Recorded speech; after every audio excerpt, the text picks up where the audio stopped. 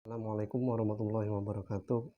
Perkenalkan, nama saya Muhammad Aziz Al-Parizi dengan NPM G1D017045 dengan dosen pengampu Bapak Faisal Hadi STMT. Baiklah, di ujian akhir semester etika profesi ini, dari beberapa materi yang telah saya pelajari dan saya rangkum kembali di PowerPoint ini.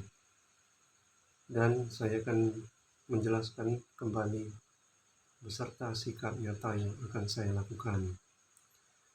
Pertama, bab 2, yaitu tanggung jawab engineering dan kebijakan seorang engineer. Dari materi yang saya pelajari, poin penting yang saya dapati yaitu engineer harus memiliki tanggung jawab untuk melayani perusahaan dan masyarakat dengan cara ia mengurangi kemungkinan bahaya kepada orang lain karena mereka, atasan mereka, ataupun perusahaan mereka dapat bertanggung jawab secara hukum. Kemudian ada responsibility. Responsibility ini mengacu pada kewajiban para profesional untuk menggunakan pengetahuan dan keterampilan khusus mereka dengan cara yang menguntungkan klien atau konsumen dan masyarakat dan tidak juga melanggar kepercayaan yang ditempatkan di dalamnya. Adapun konsep responsibility, yang pertama adalah obligation responsibility atau tanggung jawab kewajiban. Ini mengacu pada kewajiban positif dari insinyur untuk menggunakan standar profesional. Yang kedua, blame responsibility, tanggung jawab menyalahkan. Ini mengacu pada tanggung jawab atas tindakan yang berbahaya.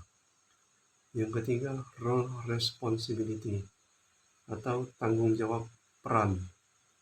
Ini mengacu pada peran dengan tanggung jawab. Selanjutnya ada 3 sikap dasar terhadap tanggung jawab. Yang pertama, minimalist view, pandangan minimalis. Yang kedua, reasonable care, obligation responsibility, yaitu bersikap wajar, tanggung jawab, kewajiban. Yang ketiga, good works, yaitu bekerja dengan bagus. Kemudian ada hambatan responsibility. Yang pertama yaitu self-interest atau interest pribadi. Yang kedua, fear, takut. Yang ketiga, self-deception, menipu diri sendiri. Keempat, ignorance, tidak peduli. Kelima, egocentric tendencies atau sudut pandang subjektif. Keenam, microscopic vision, perspektif terbatas. Dan yang terakhir, uncritical acceptance of authority, yaitu tunduk pada otoritas perusahaan. Selanjutnya, bab 3, membingkai masalah. Dalam pembelajaran etika profesi ini, poin penting yang saya dapatkan yaitu pertama, engineers, bagian dari profesional, harus memiliki tanggung jawab lebih lanjut kepada masyarakat secara umum karena keahlian dan kemampuan desain dan produksi mereka yang dapat merugikan ataupun menguntungkan orang. Kedua, perubahan dalam moralitas umum dapat memaksakan perubahan dalam moralitas profesional dan sebaliknya. Ada 2 teknik yang umum digunakan dalam framing the problem ini. Yang pertama, line drawing, yaitu melibatkan memandang masalah moral pada sebuah spektrum, dapat bertindak menjadi lebih benar atau lebih salah. Yang kedua, seeking creative or middle way, yaitu ada situasi ketika 2 atau lebih aturan atau moral tampaknya dapat berlaku dan tapi mereka tampak menyiratkan penilaian moral yang berbeda dan tidak sesuai. Ada 2 teknik yang umum digunakan dalam framing the problem ini. Yang pertama, line drawing, yaitu melibatkan memandang masalah moral pada sebuah spektrum, dapat bertindak menjadi lebih benar atau lebih salah. Yang kedua, seeking creative or middle way, yaitu ada situasi ketika 2 atau lebih aturan atau moral tampaknya dapat berlaku, dan tapi mereka tampak menyiratkan penilaian moral yang berbeda dan tidak sesuai. Baiklah, selanjutnya masuk ke bab 4, mengelola prinsip. Di bab ini terdapat dua prinsip. Yang pertama, utilitarian thinking dan the ethic of respect for person. Di dalam utilitarian thinking ini terdapat 3 poin penting. Yang pertama, cost or benefit approach. Kedua, the utilitarian approach. Ketiga, the rule utilitarian approach. Di prinsip the ethic of respect for person ini terdapat 3 poin penting juga. Yang pertama, the golden rule. Yang kedua, the self-defeating criterion. Yang ketiga, rights. Nah, dari dua prinsip di atas, kita dapat konvergensikan, divergensikan, dan kita ambil jalan tengahnya. Baiklah, selanjutnya lanjut ke bab 5, kejujuran dan integritas. Materi ini yang saya dapatkan ataupun poin penting yang saya rangkum, ada masalah tanggung jawab mengenai kemungkinan bahaya dan manfaat bagi masyarakat. Yang pertama, cara menyalahgunakan kebenaran. Yang kedua, mengapa ketidakjujuran itu salah. Ketiga, kejujuran di kampus.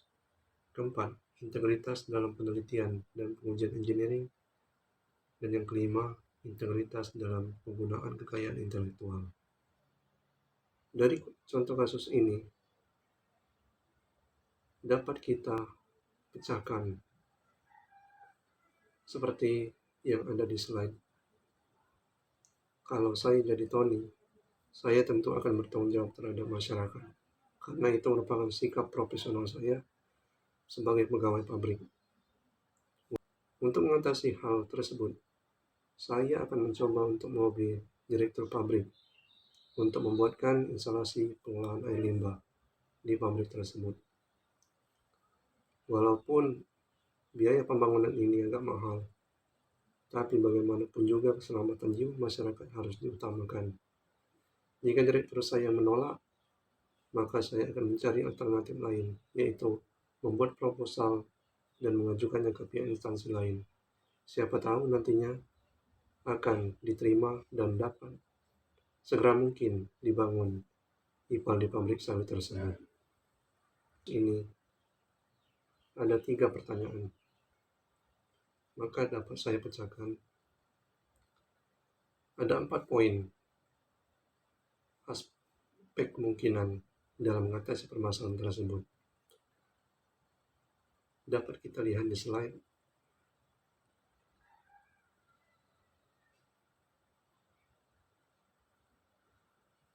Nah, dapat saya simpulkan, jika saya selaku insinyur muda itu, yang saya lakukan adalah melakukan tindakan seperti 4 poin di atas. Dan bagaimanapun yang terpenting bagi saya adalah mencoba untuk menanyakan ke manajer saya secara baik-baik tentang solusi mengenai bagaimana caranya agar emisi ini tidak akan membahayakan warga lagi. Selanjutnya ada contoh kasus kejujuran dan integritas. Selanjutnya dapat kita lihat di slide.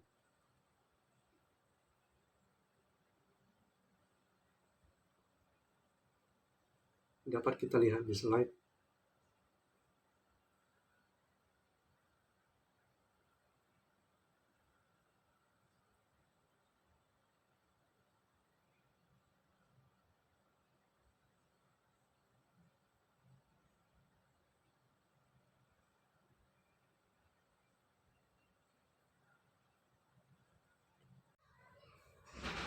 Selanjutnya ada contoh kasus membingkai masalah. Dari kasus tersebut dapat saya ambil pertanyaan, bagaimana seharusnya kita menyelesaikan masalah kontroversial yang terkait dengan etika engineering. Maka dapat saya jawab seperti yang ada di slide.